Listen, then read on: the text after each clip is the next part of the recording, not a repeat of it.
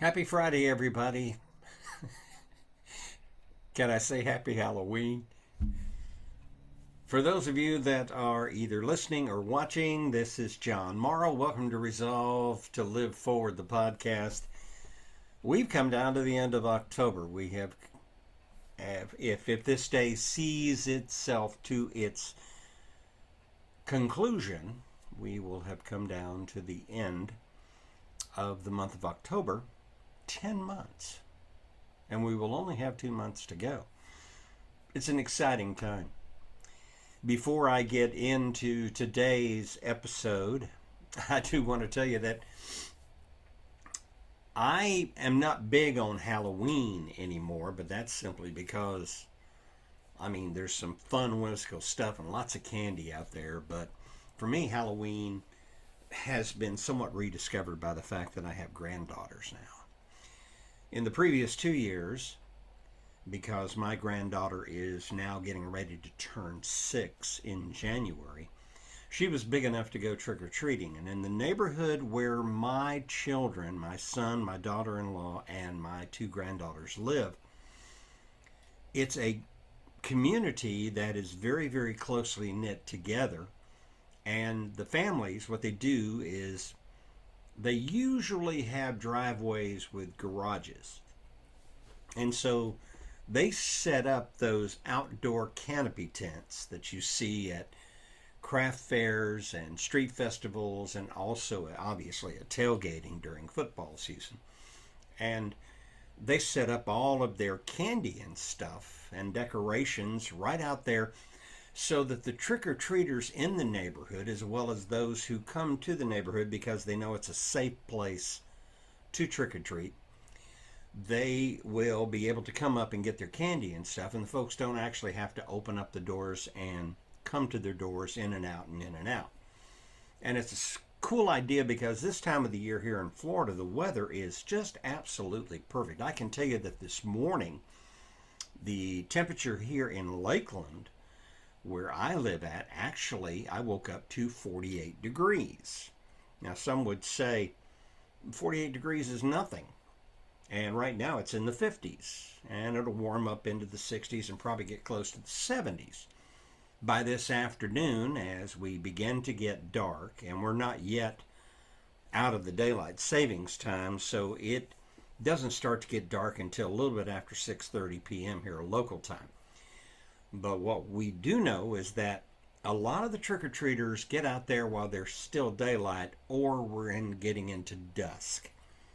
But because the people also have lights that they put up sometimes, and their house lights are on, and they may even have floodlights on the house for safety purposes, it's just an ideal environment. So the last 2 years, my first granddaughter, Donna, has gone trick-or-treating, and we walked the route with her.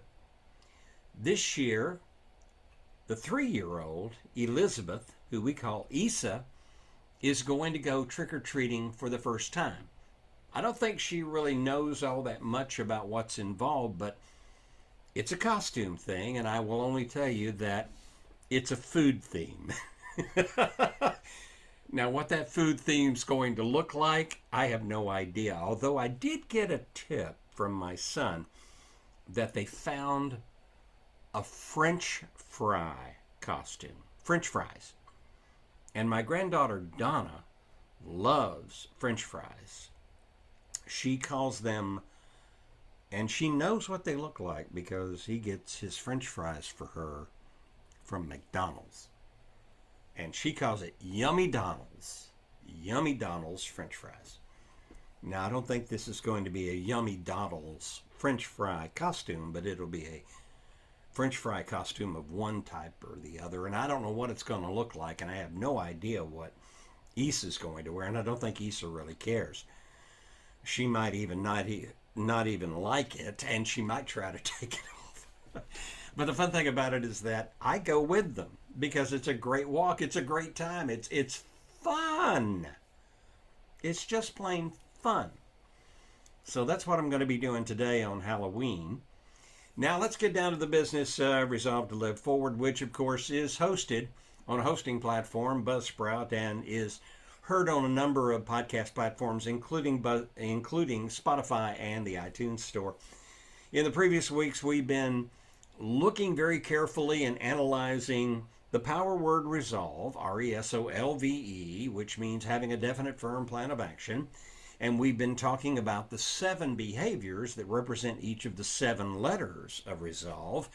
R for resilience, E for engage or engagement, S for service, O for organization, L for lifelong learner, V for visionary mindset, and of course the last letter E, which we're going to wrap up with today. But we're also going to take a jump and look forward at what we're going to start talking about as we move into the month of November. But that last E is for enthusiasm. So let's just pick up right now with some final thoughts about enthusiasm. This is where I'm going to be completely straightforward and honest with you. I don't have the answers. I only know that when my wife and I, my late wife Donna, and I talked about the problem that we have with resolutions, and we sat down and we looked at finding a power word, I do remember the most important moment in that conversation, and we were taking it very seriously, was looking at finding a power word that would speak to putting us in a position where we had an imperative. The imperative of it would challenge us that if we truly want to see transformation take place in our life, we have to choose a word that holds us accountable. And then in finding the word, we did the additional work of looking at the 7 letters of resolve, RESOLVE, and finding behaviors that we wanted to adopt. Now let me point out, we had an incredible 2018 because we found our power word almost, well, it's November starting tomorrow. And I'm saying tomorrow because today is Friday, the 31st of October, Halloween Day. Saturday will be November 1st, but some of you will not listen to this podcast until later when you'll download it. But November of 2017 was when we landed on the word and adopted it for the year 2018. Subsequently, beginning in 2019, which is an important year, and we'll be coming back to visit that from time to time. For those of you out there that already know, 2019 was a year that others would say, I wished it never happened, and I wished it never happened, but it did. But what happened after it is what's really important. But that power word would have an incredible impact upon bringing me to a place where I would be able to live forward, to move forward, to shift, to rediscover that there is vibrancy in life. The last letter, E for enthusiasm, is very important. Enthusiasm, as I mentioned last week, is an incredible excitement. It's almost unbridled excitement. Imagine a football game. I can remember great excitement at going to college football games with my son. And we had the full experience. It was everything that going to a college football game would be. That's an atmosphere that, for me personally, is nothing short of amazing. But the experience in the stadium, as you are there to cheer for the team that you're cheering for, it's incredible what you see. Now, granted, professional football is hands down the biggest thing when it comes to the money. But college football is for life. There are people that would say, well, pro football is for life too. I'm not dissing on pro football. It's just I've never gotten that hung up on pro football. I enjoy watching it, but it's a business. Now, college football could be called a business today, and it's become much more of a business. But The experience for me has always been we would go, we would enjoy the tailgating, then we would go into the stadium, and we would experience the incredible, amazing enthusiasm and thrill and colors and lights, the athletic competition, and the pageantry that is college football. And you could see the fans, and they were varying. Some that were not particularly happy, shaking their heads, frowns on their face, getting mad. Some that were yelling expletives, sad to say, but it's true. And then there were those that they painted their bodies.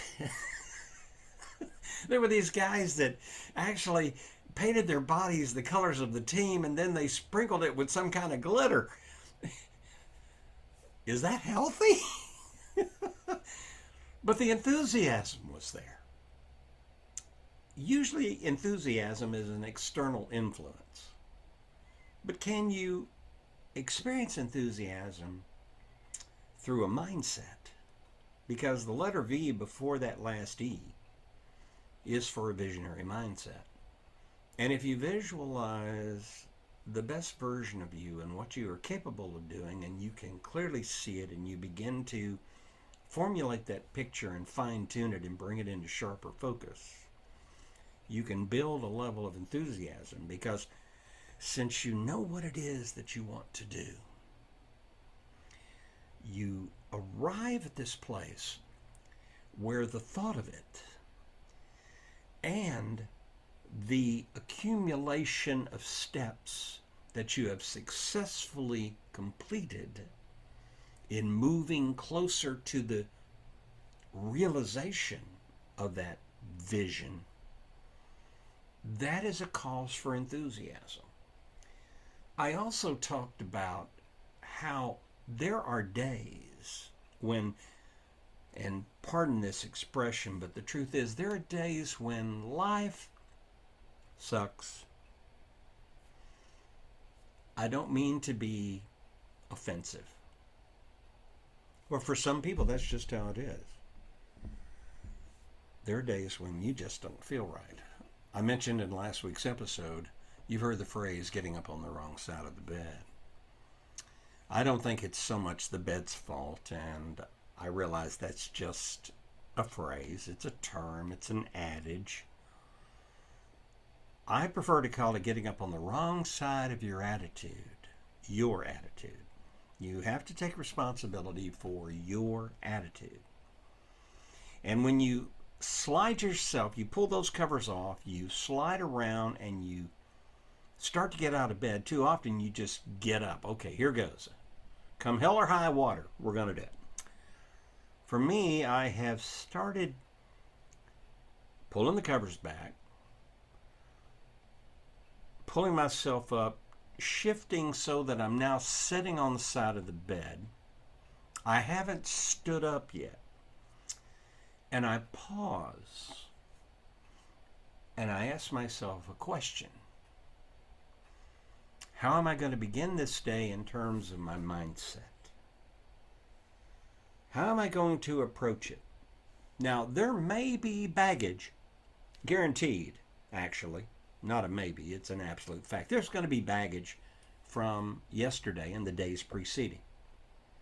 And that baggage may very well also be in such a position that this day will require confronting, engaging that baggage, problem solving, difficulties. And I haven't even touched on the fact that when we engage, we're open to whatever comes that we don't plan for, as well as what we have planned for and must engage, because it's part of the plan to find a way to live forward successfully. If you don't have the right kind of mindset, if you don't have that enthusiasm, you're not going to be able to handle those circumstances and experience success. Life has its struggles and its trials.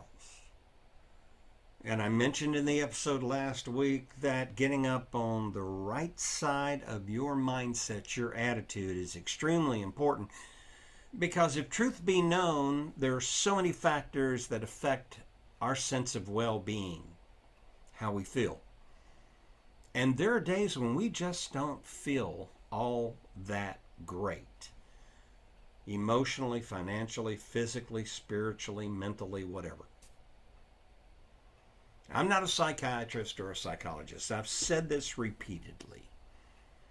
But I am a person of life experiences. I've come from a very, very dark place. I get grief, I get sorrow, I get anguish. I know them. I know them very intimately and very personally. And I have seen stories and I have met people who, going through that process, have never been able to find a positive way forward. They always carry that pain, and that pain often brings them to a moment where they're crippled and simply stop. They don't necessarily quit, albeit some do. But what they do is they limit themselves. They become immobilized. They can't find their way forward, so they're stuck. If you have a system, and that's where my resolve power word and the 7 behaviors that my late wife and I attached to each letter of resolve, RESOLVE, those are the things which are the constants in my mindset. There are days when you're going to have to make the decision to choose to be enthusiastic. If there is one component of these 7 behaviors that is, in my opinion, incredibly, vitally essential to successfully living forward, it must be the willpower and the determination and the resolute determination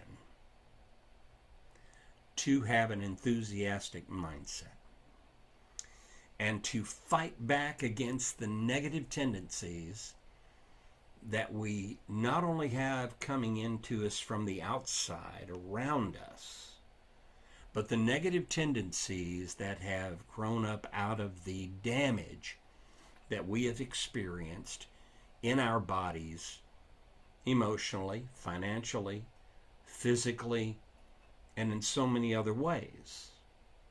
See, we can't be shielded and protected from damage. But we have to have some way to be able to move not past that damage, but to, number 1, move forward with it, and number 2, put it in its proper context. I've had counseling from professionals for PTSD.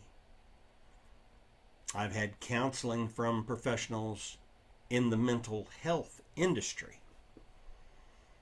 I have also had to take antidepressants. I get it. And I will also even say, as I have talked about in this process, grief is not just about a death experience of watching a loved one die that is perhaps the most precious creation that was ever brought into your life and gifted to you. Death can occur in a marriage that you bought into and believed in completely, and dare say you desperately loved your partner.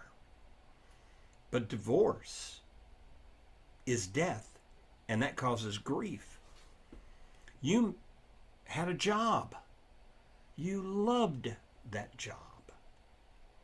But you lost that job for whatever reason.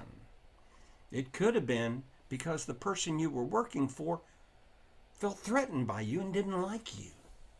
So they found a way to get rid of you. And it broke your heart. Or maybe the company that you worked for. This happened to me back in 1981. I was working for a company and loved my job. And then the company got bought by another company. And what they chose to do was, rather than to work to integrate us into the new company's operation system, they simply terminated all of us and replaced us with their hand-picked people from their company. And just like that, I didn't have that job anymore. That was devastating. The list goes on and on. There are all kinds of grief moments. I don't expect you to always be enthusiastic. That's a crazy notion to think you can be enthusiastic constantly. But here's the thing. When you are in a situation where you have been severely damaged, emotionally, physically, financially, whatever, you must find a way. And is it easy? No. Have I got it all figured out? No, I don't. But I know enough to know this. A purpose begins by having a framework and a process. And so here's what I want to do as I wrap up this final particular segment of messages on the power word resolve and on the 7 behaviors associated with the 7 letters in the word resolve. As we're looking at enthusiasm, but we're also factoring in R for resilience, E for engagement, S for service, O for organization, L for lifelong learner, V for visionary mindset, and E for enthusiastic mindset. Here's the thing. There's a process there. There's an outline. There's a template. Now, I'm not telling you adopt resolve. Thank you if you do. That's great. What I'm telling you is that my challenge to you, as we're coming down to the end of the year, and we're going to talk more about that whenever we meet again at this time next week on that first Friday in November. If you haven't thought about a power word, think about it. If you have thought about a power word, but you haven't selected one, what's keeping you? What's holding you up? Maybe I can give you some suggestions. But most importantly of all,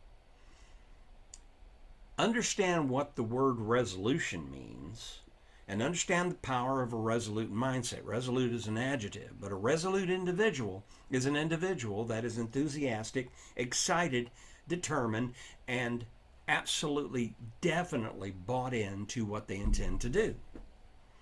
And after all, if you don't buy into it, how are you going to convince anybody else to do it? And if you don't do it consistently, day after day after day, so that it becomes hardwired and habitual, you're going to continue to struggle, and you will arrive at points where you'll come to a screeching halt and you won't know where to go. And you see, this is where that power word and those 7 behaviors in RESOLVE bring you into, once again, a place where you have steps to take, behaviors to act upon, and a mindset that sees that even though it's difficult right now, even though it hurts right now, you can do it. You can do it. You just have to make up your mind to do it. And having something there that you can hang your hat on, a power word, and behaviors associated with that power word, excuse me, it's everything. It's absolutely everything. It can and will make a massive difference. I'm out of time. Thanks for hanging in there with me. I'm so grateful. You're watching and listening to Resolve to Live Forward, the podcast. I'm John Morrow. We are, of course, have as our hosting platform Buzzsprout, and you're hearing this podcast possibly on Spotify, the iTunes Store, and there's a list of other sites as well. When we come back at this time next week on Friday at 12 noon, by the grace of God, it'll be the first Friday in November. We're going to continue this journey, but we're going to continue that journey as we talk about wrapping up the year and laying a groundwork for the beginning of 2026. And you're going to hear the word resolution, resolute, resolve, and a lot of other things. So just plan to be with me if you would. I so welcome it. Now, to contact me, please note my email, johnmorrowcoaching@gmail.com. johnmorrowcoaching@gmail.com. Thank you so much. Thank you for the downloads. Appreciate you being a follower.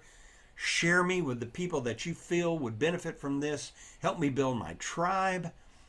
I want you to be a part of liking, subscribing, and commenting and sharing what I have for you, which is nothing more than what I've been blessed to have had come into my life thanks to my incredible wife, who is now gone, but she's not gone from here where it matters. And you are important to me, and I thank you for the opportunity to have some meaningful impact upon you. That does it for now. We look forward to getting with you again, hopefully this time next week. I'm John Morrow saying until we do meet again for this podcast, please, please, please resolve to live forward.